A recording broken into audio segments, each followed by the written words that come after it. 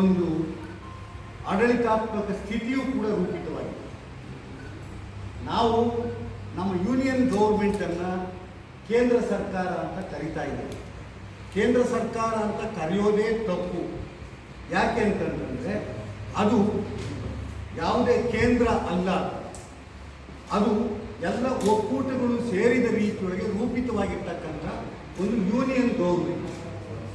ಆ ದೃಷ್ಟಿಯಿಂದಲೇ ಇವತ್ತು ನಮ್ಮ ಪರಿಭಾಷೆಗಳನ್ನು ಕೂಡ ಆಡಳಿತಾತ್ಮಕವಾಗಿ ಬಳಸುತ್ತಿರುವ ಪರಿಭಾಷೆ ಇದೆಯಲ್ಲ, ಆ ಪರಿಭಾಷೆಗಳನ್ನು ಕೂಡ ನಾವು ಮರು ವ್ಯಾಖ್ಯಾನಿಸಿಕೊಳ್ಳಬೇಕಾದ ಅಗತ್ಯ ಬಂದಿದೆ.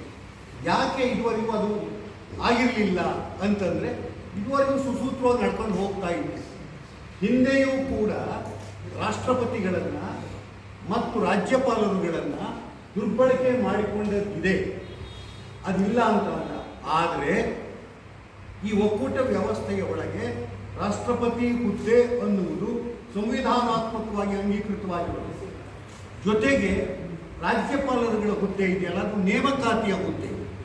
ನೇಮಕಾತಿಯ ಹುದ್ದೆಯನ್ನು ಎಲ್ಲ ಸರ್ಕಾರಗಳು ಒಂದು ರೀತಿಯಲ್ಲಿ ದುರ್ಬಳಕೆ ಮಾಡಿಕೊಂಡಿದ್ದಾವೆ ಅನ್ನುವುದನ್ನು ಎಲ್ಲರೂ ಪದೇ ಪದೇ ಹೇಳ್ತಿರ್ತಾರೆ.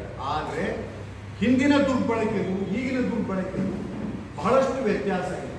ಹಿಂದಿನ ದುರ್ಬಳಕೆ ಕೇವಲ ವ್ಯಕ್ತಿಗತ ನೆಲೆಯೊಳಗಿನ ಒಂದು ದ್ವೇಷ ರಾಜಕಾರಣದೊಳಗೆ ಅವರನ್ನು ಪದಚ್ಯುತಗೊಳಿಸುವುದಕ್ಕಾಗಿ ಬಳಸಿಕೊಂಡಿದ್ದರೆ, ಈಗಿನ ದುರ್ಬಳಕೆ ಇದೆಯಲ್ಲ, ಇಡೀ ಪ್ರಜಾಪ್ರಭುತ್ವವನ್ನೇ ಒಂದು ರೀತಿಯಲ್ಲಿ ಅಸ್ಥಿರಗೊಳಿಸುವ, ಸಂವಿಧಾನವನ್ನೇನೇ ಒಂದು ರೀತಿ ದುರ್ಬಲಗೊಳಿಸುವ ರೀತಿಯ ಬಳಕೆಗೆ ರಾಜ್ಯಪಾಲರುಗಳನ್ನು ಬಳಸಿಕೊಳ್ತಾ ಇರೋದಾಗಿದೆ.